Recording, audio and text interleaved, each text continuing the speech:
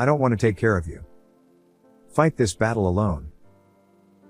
When I told him there was 1 year to live, he glared at me coldly.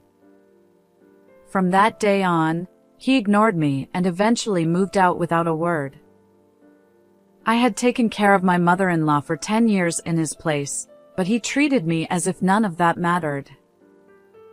I was stunned. However, 6 months later, I received 1,000 voicemails from him. When I ignored them all, something unbelievable happened to him. It was finally time to settle the score for all the resentment that had built up. The memories of marrying Johnny, who was cheerful and sociable, seemed like a distant past now that I was 58. I had quit my long-time job as a pharmacist and spent 10 years from the age of 47 taking care of my mother-in-law, who lived with us. She gradually became unable to go to the bathroom by herself and needed care around the clock. My father-in-law always looked apologetic and was grateful for my help. Thank you so much. I don't know what we would have done without you, Cindy. I couldn't have managed alone. It's better to do it together than alone. Let's rely on the hospital staff, daycare, and helpers as much as we can. Of course, there were tough times, but I researched available support systems and worked together with my father-in-law. However, my husband said, Caregiving is the wife's job. And never helped from the beginning. In fact, he started coming home later and later from work. He didn't even help with raising our own children, so I guess he never intended to help with caregiving either. Johnny was sociable, but on the flip side, he was someone who prioritized socializing and drinking with colleagues over doing anything at home. My father-in-law and I repeatedly asked my husband to help take care of my mother-in-law, but he never listened. 2 years ago, my mother-in-law passed away peacefully. I was there with her in her final moments, and at the funeral, my father-in-law tearfully thanked me. With the long years of caregiving behind me, I finally had a moment to breathe. One evening, while having dinner with my father-in-law, Johnny suddenly said, I'm retiring at 60. I've turned down the offer for re-employment and plan to retire. Wait a minute, we can't pay off the mortgage with just your retirement money by 60. I'll go back to work, and we can manage together until it's paid off. I hurriedly tried to stop him, but he turned red with anger. What? You still want me to work like a horse? Treating me like an ATM? He shouted. I think there are job openings for pharmacists, and I'll start working right away. Okay? Don't be ridiculous. You've been able to relax as a housewife all this time. Using caregiving as an excuse. Acting all high and mighty. You can work alone and pay off the mortgage yourself. He yelled, banging on the table so hard that the dishes clattered and almost broke. How could you say that? I quit the job I love to take care of your mother, and you call that relaxing? Tears welled up in my eyes, and I bit my lip hard. If it weren't for Cindy, Mom wouldn't have had such a peaceful end. You did nothing, so how dare you say that? He raised his voice to defend me, but my husband ignored his words. Despite my repeated pleas for him to reconsider his retirement, he refused re-employment and quit his job. 3 months after his retirement, Johnny still hadn't told me about the company procedures or what happened to his retirement money. Desperate, I started scouring job listings to find new work. Then one day, I received a call from our regular hospital where I had a health checkup. It's important, so please come to the hospital as soon as possible. Hearing the seriousness in his voice, I hurried to the hospital alone. The doctor, who had always taken care of me, said, "It's a serious illness. There is not much time left." First caregiving, now illness. My world went dark. After my mother-in-law passed away, I hadn't had a moment to rest before facing another trial. On my way back from the hospital, I walked home slowly, weighed down by the news, as the setting sun cast long shadows. When I got home, my father-in-law was out at his chess class, and my husband was lounging in the next room, watching TV. Johnny seemed to be in a good mood, smiling. If I'm going to talk, it's now. I took a small breath and sat down next to him. I just got back from the hospital where we had my regular checkup. There was a problem. And, well, they told me there is 1 year left to live. When I finally mustered the courage to speak, my husband didn't even look at me and clicked his tongue in annoyance. I'm watching TV right now. He said dismissively, waving me away with his hand. But they said there is only a year left. It will keep getting worse and eventually lead to being bedridden. As I desperately tried to explain, he turned his head to glare at me. What? I don't want to take care of you. Fight this battle alone. He said, slamming his hand down and getting up to walk to his study. Wait, this is important. Please listen. I pleaded. Shut up. Shut up. Shut up. He yelled, pushing me away. I hit my head against the hallway wall and sat down, feeling a sharp pain in my neck. From then on, he ignored me completely. Even when my father-in-law tried to talk to him, he rejected his own father. And then I thought, what is going on? About 2 weeks after being told there is a year left to live, I came home from shopping to find the house completely empty. My husband had moved out without saying a word to the family. Moreover, all the valuables were gone, including the jewelry I had cherished since my single days. Have I been abandoned? I remembered Johnny's words. I don't want to take care of you. And clenched my teeth. I felt betrayed, but considering my future and the mortgage payments, I couldn't leave him missing. I sought help from various people to find his whereabouts. Gradually, Johnny's terrifying secrets began to surface. How could he? I can't believe it. I will never forgive him. Furious, I continued to track him down to exact my revenge. 6 months later. Hey, what's going on? I need money. Do something about it. Johnny said in one of the 1,000 voicemails he left me. When I played them back, he was ranting about various things, but I ignored them all. As the voicemails kept recording, he must have realized that phone calls weren't getting him anywhere. I'm coming over now. He finally said. It's finally time for payback.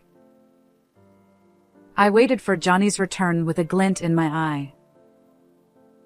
Hey, are you there? He called out. About 30 minutes after the last voicemail, Johnny appeared at the house. He staggered into the living room, looking gaunt and his voice hoarse. Meanwhile, I sat silently in the living room, my hair shiny and my skin glowing. Johnny, startled by how healthy I looked, sat down weakly in the chair in front of me. What's the point of coming back now? I asked coldly. Fiddling with the hem of his now loose-fitting clothes, he began to explain. He said he had taken the valuables and lived off them, but his health had deteriorated. Suffering from headaches, nausea, and high fever, Johnny went to a new hospital he found after moving. However, he had forgotten to handle his insurance paperwork after retiring. You always handled the chores, but you slacked off. Because of that, I had to pay all the medical expenses out of pocket. He complained. You retired without telling me anything about the procedures. How was I supposed to know you hadn't switched your insurance? I retorted with a sigh. I had already taken care of my own insurance when you retired. I had even asked if I should handle his insurance too, but Johnny had ignored me. Well, I thought I could manage with the $150,000 retirement money. At first, anyway. He said, his expression darkening and his shoulders slumping.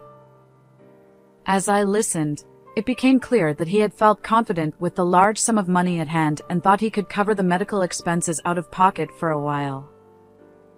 However, at the new hospital, they had to redo all the tests from scratch, and the high medical bills quickly drained his money.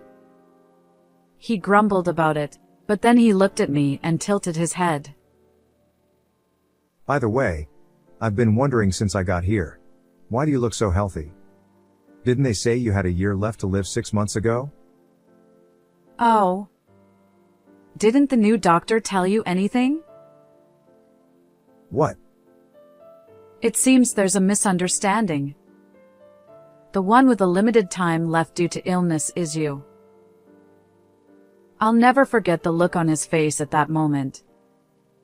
Johnny was so shocked that he froze, like a robot with its batteries drained. On the day the hospital contacted me, the doctor and I had decided that I would be the one to tell him. Since his time was limited, it was necessary to inform him as soon as possible and at the right moment. But you never listened to anyone. What? That was about me? You should have told me properly. Are you trying to kill me? What could I do for someone who ignored everything I said and eventually left the house, thinking I was the one who was sick? He stammered. And looked around awkwardly. Anyway, I need money for medical expenses. So give me some. You can even use Dad's account. And handle the insurance paperwork. Johnny demanded, his mouth twisted in irritation as he slammed his fist on the table. The purpose of the 1,000 calls since morning was to beg for money. Now you're targeting your father's money and trying to dump chores on me? There's no way I'm doing that. I shouted angrily, my eyes narrowing in fury. My husband, who had never seen me raise my voice, flinched in genuine surprise. There's no way $150,000 could be gone in just 6 months of medical bills. I took the photos from the envelope on the edge of the table and spread them out on the desk. They showed my husband flirting with a woman about 10 years younger than him. I know you were wasting money on your affair too. Johnny glanced at the photo and clicked his tongue in annoyance. He hadn't expected his affair to be discovered, so he crossed his arms and remained silent.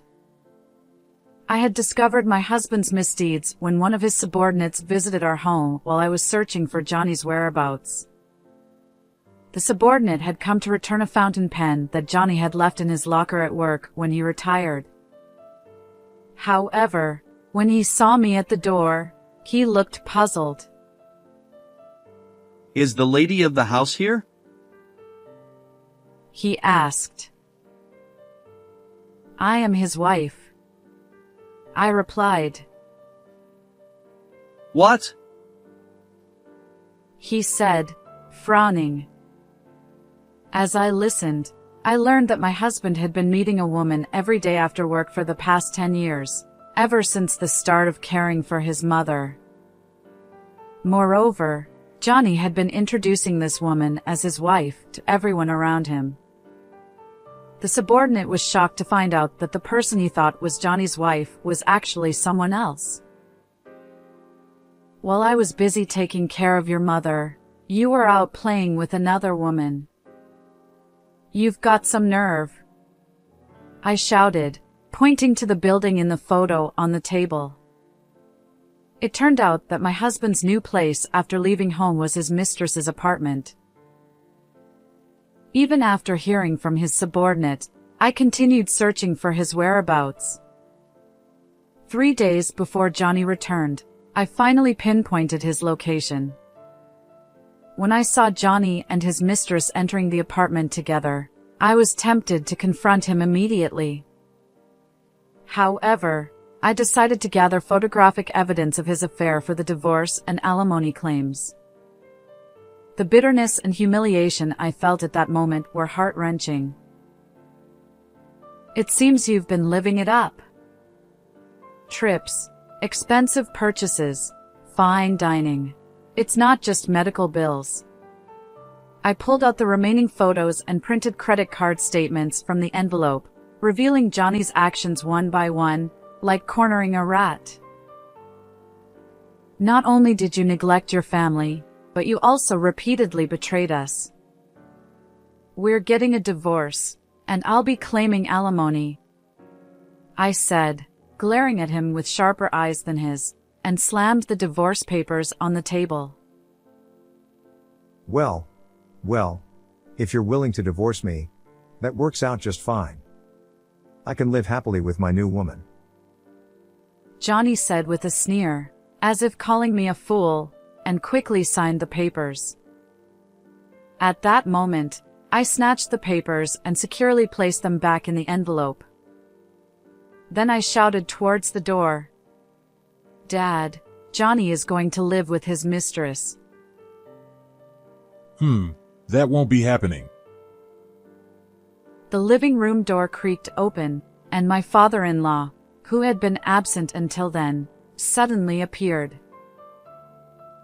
Dad, I've already signed the divorce papers, so it's too late now. Even seeing his father's face, my husband smirked confidently. In fact, my father-in-law had been helping me all along to find my husband's whereabouts and investigate his affair. When I heard you were coming back, I went to see the woman you were with. I just got back after having a long talk with her. As my father-in-law spoke with a smile, Johnny's face turned pale. And? How did it go with the woman? I asked. I told her that straying from the right path wouldn't go unpunished and that we would be demanding alimony. She must have been quite shocked, I said, smiling confidently. My husband was the only one sweating and swallowing nervously. She was crying, begging for mercy, and said she would cut ties with Johnny immediately. What? Johnny, who had been silent until then, suddenly shouted. He probably never thought he would be the one abandoned. I sighed and looked at my husband with a gaze that said he was hopeless. Dad, he doesn't seem to believe it. My father-in-law took out his smartphone and started dialing. After a few rings, a woman's voice came through the speaker. Sophia. My husband immediately called out her name, but the woman on the other end started yelling furiously. You said you wouldn't cause any trouble, but because of you, I have to pay $30,000 in alimony.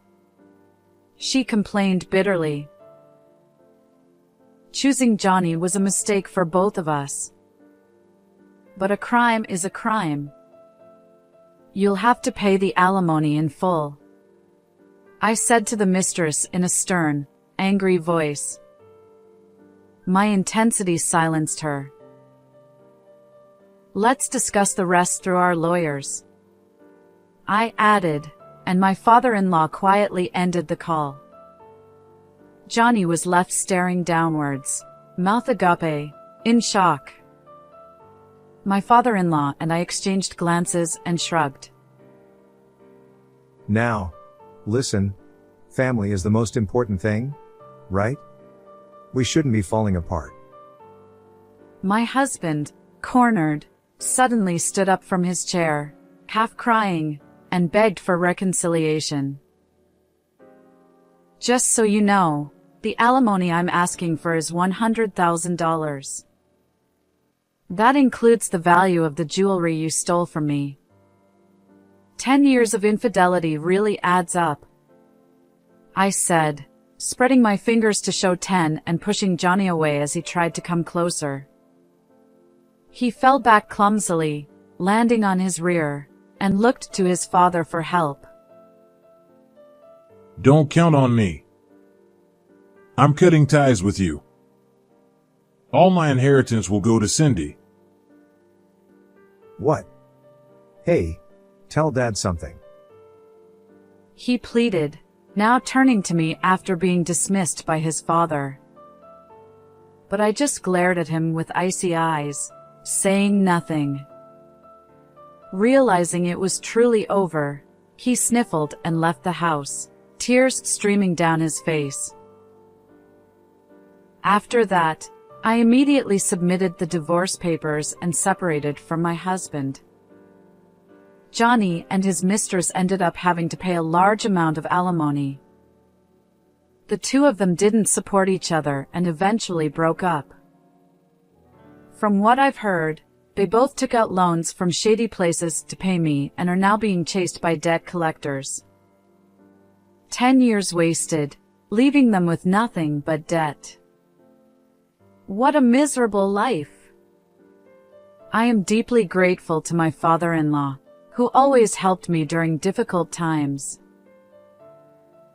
I have returned to my job as a pharmacist.